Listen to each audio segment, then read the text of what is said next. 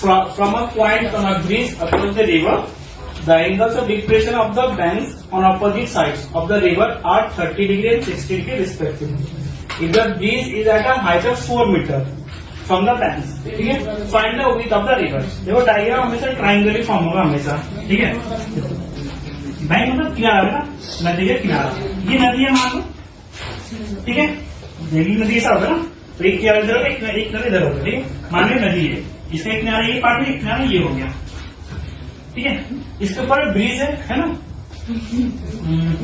Bridge हम draw कर लेते हैं, मान लो ये ब्रिज है, ये ब्रिज है, ठीक है। तो ब्रिज जब देखा ना, opposite side of the river are 30 degree and 60 degree respectively, ठीक है। जब इधर देखा,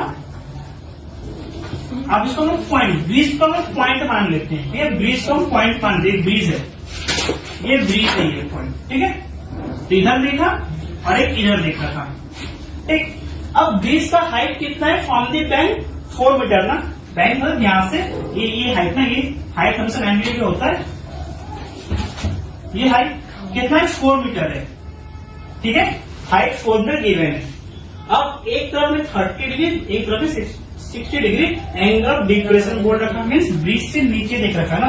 अब 30 60 किस पे है, अब जहां पे एंगल ग्रेटर हो तो बेस क्या होता है, अगर एंगल ग्रेटर हो बेस क्या होता है, स्मॉल या लार्ज, हाँ स्मॉल होता है, ठीक है। तो हम कंसिडर कर लेते हैं ये 30 है और ये हमारा क्या है 60 है, ठीक है।